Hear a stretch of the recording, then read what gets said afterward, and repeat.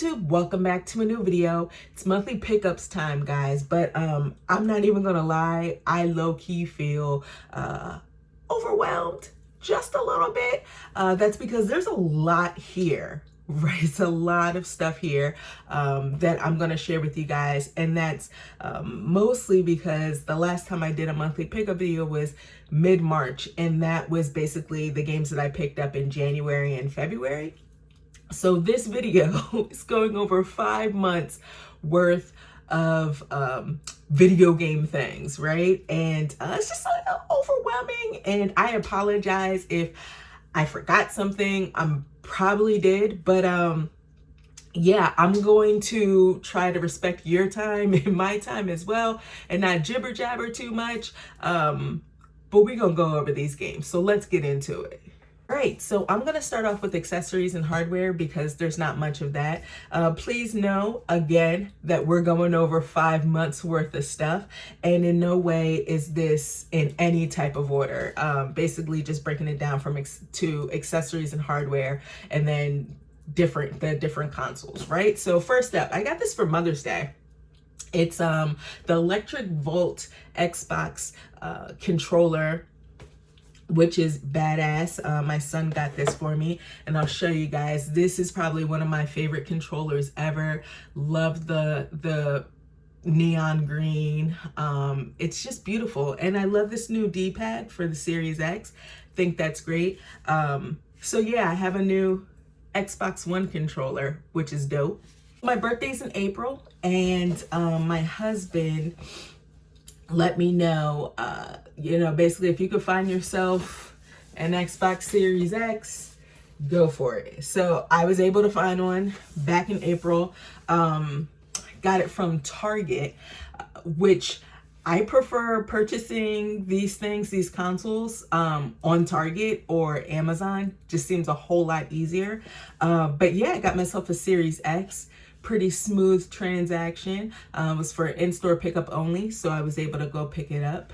Actually, my husband picked it up later that day.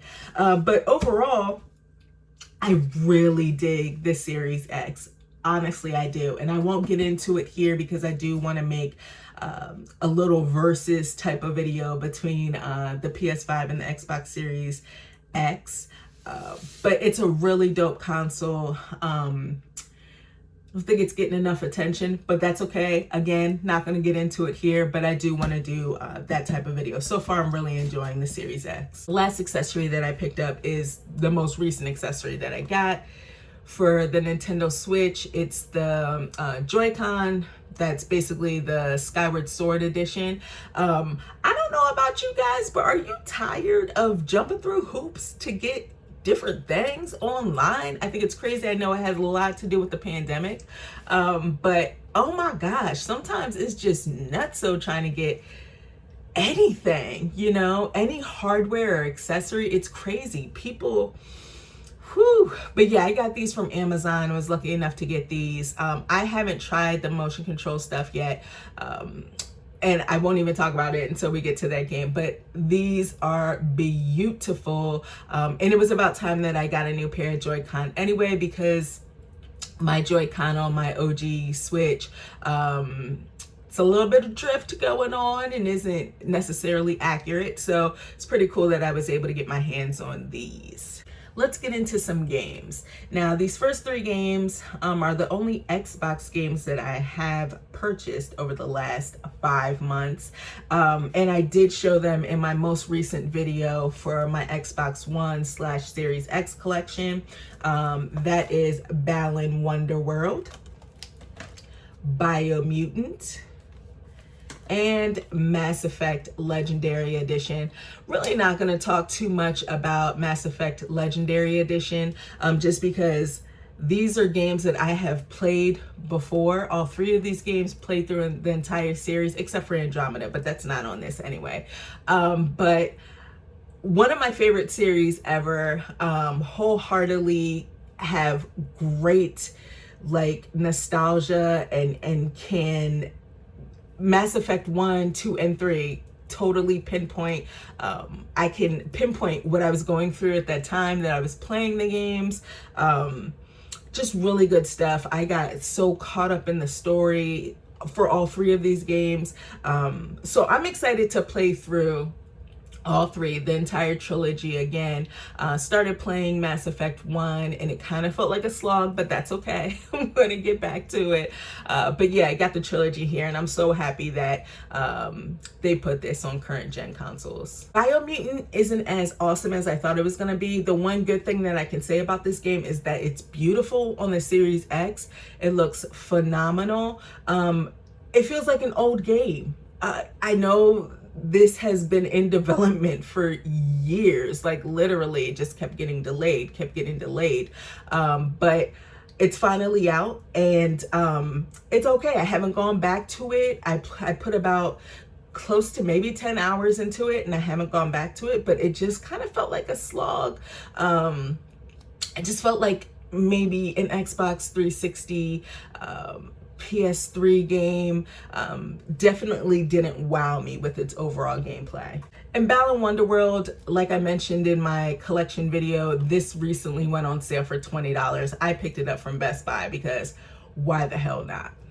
ReReckoning, I actually won't get into this all that much because I did talk about it extensively in one of my what I've been playing or what I'm currently playing videos a couple months back. I still haven't completed this. That gaming ADD is for real, y'all. It's for real. But I am off this week and I plan on putting some much needed time into this game and possibly completing it because it's not that long.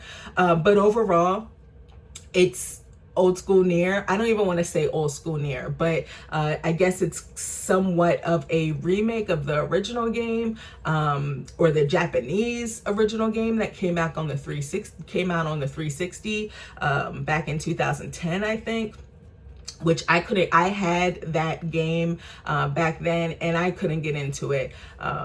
Just wasn't feeling it at that time. But yeah, I definitely, hopefully by the end of this week, beginning of next week, we'll finally have this one done. Great, for the PlayStation 5, I picked up Resident Evil Village or Resident Evil 8. And I played through this one to completion. And if I'm not mistaken, I played through the entire thing on Twitch. So follow me over on Twitch if you want to watch me play some video games and just chat for a bit. But yeah, I thought this was a great game. I'm gonna be honest, I felt like Resident Evil 7 did a better job with the horror aspect of it. Not to say that there wasn't any horror in this game or I didn't feel that intensity, because I did. There were some parts where I was like, whoa. But 7 definitely ramped it up more. This definitely felt a little bit more actiony, which isn't a bad thing at all. Actually really like that in Resident Evil games. But yeah, fantastic game, really cool stuff. The Duke is my dude. It's an awesome character, but really solid iteration in the series for sure. For the PlayStation 5, I also picked up Returnal. Oh, I love this game, guys. I really love this game. But what I don't love is that I can't get past the third world. And I'm trying my hardest because I really do want to see it through. But what a great game. It's put out by Housemarque. Any of you guys know they've done some great games. One of my favorite games that they put out was Resogun. I played a ton of that on the Vita and also on the PS3 if I'm not, yeah, it was the PS3. But Returnal is basically that. It's a third-person shooter, roguelike, and it's hard as nails. And I need to know where this story is going. What's the deal? What's going on? I also like the fact that the main character is a middle-aged woman. Awesome. That's great. You don't really see too much of that, but I think that's dope. But like I said, yeah, really do want to get through this game because I gotta know where this story is going. I just can't get past the third world. Also for the PlayStation 5, and I think it's the last PlayStation game, I picked up Ratchet & Clank Rift Apart, and my goodness, another fantastic game, guys. Really good stuff. And if I'm not mistaken, I actually honestly think that I streamed this entire game on Twitch. Really good action platformer. Honestly, if you're into Ratchet or Jak and Daxter, or any type of these mascot platformers, guys, you're gonna really enjoy this. Especially this, of course, we all know Ratchet and Clank focuses more on like guns and shooting and all that, and it felt great. Looked beautiful. Really can't recommend any other PlayStation 5 game other than this. I mean, of course, Returnal is great as well, like exclusive PlayStation games, but Ratchet and Clank Rift Apart, it spoke to me, guys. It's great. All right, this is crazy, but the rest of these games, I'm just gonna show you, okay? Because this is nuts. The rest of these games are Switch games. Okay, and I just might have a problem. I just might. Just gonna be honest with you. The Switch is just my go-to. I have to be honest. You know, part of the reason for that is because, one, I enjoy first-party Nintendo titles. I love Nintendo. And two, the portability of it. So, of course, I have more games on my Switch than what I do for any other console. And it just seems to be that way. Like, I have a ton of Game Boy games. I have a ton of DS, 3DS games. It's because of the portability, right? So, yeah, there's a lot of Switch games here. And some of these I purchased on sale. There were some games that were on sale. Some of them, not so much. Some of them were birthday gifts. But yeah, let's get into this. Just might as well be the Switch update right now. Let's get into all these Switch games. So these are probably like my most recent games that I purchased this month within the past week. Two of them I got yesterday, but within the past week I did get Chris Tales for the Switch. I was actually not gonna get this for the Switch. I was just gonna play it on Game Pass, but I was like, you know what? Let me just pick it up for the Switch. The old switcheroo. I got Neo, The World Ends With You, which I'm excited about. I enjoyed that DS game. The Switch, the version that came out on the Switch a couple of years back that was just touchscreen only, didn't really like that. So I'm glad got something new here. And then we have here the Great Ace Attorney Chronicles, which I'm really excited about. This might be the next game that I play just because I've been itching for a new Ace Attorney or Phoenix Wright game. I just completed the Layton and Phoenix Wright game for the 3DS a couple of months back, and that was great. So yeah, looking forward to playing this very soon. Got a couple games that I got on sale. The first one is Hotshot Racing, which is a great arcade racing game that totally reminds me of, you know, the 90s, checkpoint driven, basically.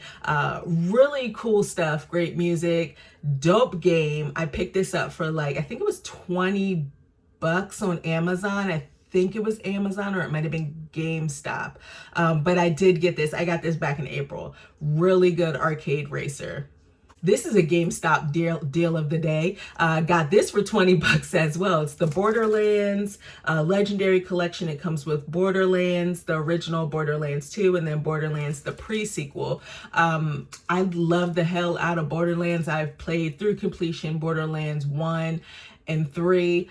Played a bunch of 2. Not when I say a bunch, it really wasn't a bunch. I did play 2, didn't complete it, so I do want to go back and see how this translates on the Switch. And I've never played the pre-sequel, so we'll see. But $20, I mean, hey, I'm all for it. And then I also got later Alligator. I think this was like $30. But the original price is like $40 or something like that. But I got like $10 off at Best Buy.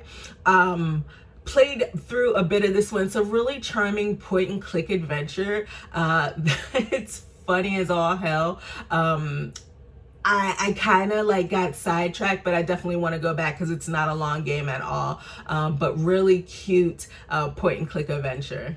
Mario Golf Super Rush. I don't know how I really feel about this game, to be honest with you.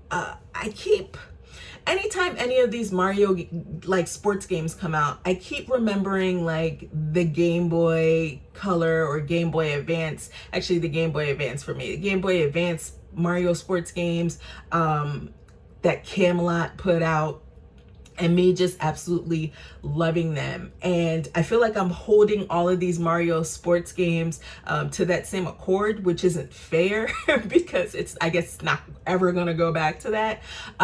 This isn't necessarily bad. I didn't make it too far into the I guess the overall adventure story mode of it, but I did play some speed golf, which I find to be a lot of fun. I mean, the gameplay isn't terrible. It's golf, you know, and I'm not into golf in real life, but I like video game golf, not even gonna lie. I think that's fun. But there's something about this one, it's just not sticking with me. I don't know what it is, but have played more speed golf than anything else, and I think it's really fun.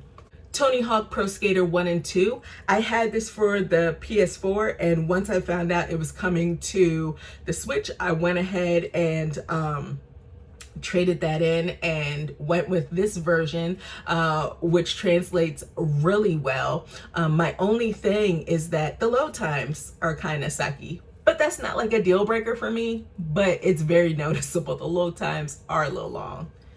World's End Club. I'm currently playing through this game right now. It's put out by people that used to work on the Danganronpa games for Spike Chunsoft. And it kind of has that whole Danganronpa vibe, except not really. But you can kind of feel the vibe there. I think you have 8 or 9 kids. It's set in 95, which I'm all for because who doesn't love the 90s?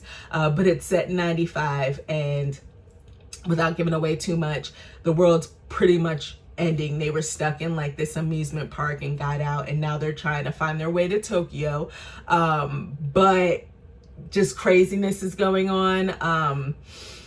Yeah, I'm enjoying it. I really am. The controls feel a little off because it is kind of like a platformer. The controls feel a little off. The jumping is a little floaty and not as responsive as I would like it to be. But yeah, playing through it, and for the most part, I'm really digging it. Story of Seasons, Pioneers of Olive Town. I started playing a bit of this back when it came out, streaming it on Twitch. I got here the premium edition because I'm a sucker. Just be honest, I'm a sucker. So I picked, and it really wasn't. It was like $10 more than the regular edition. So I just purchased the premium edition.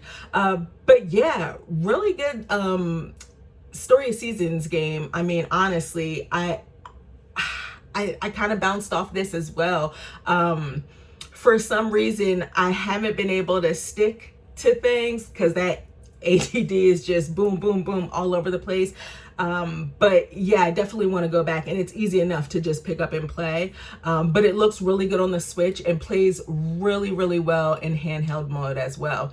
One thing I don't like about this game that really irritates me, and I'm hoping they put out some patch, or they have put out a patch with the maker systems. Whew, those of you that have played the game, you know how frustrating it is.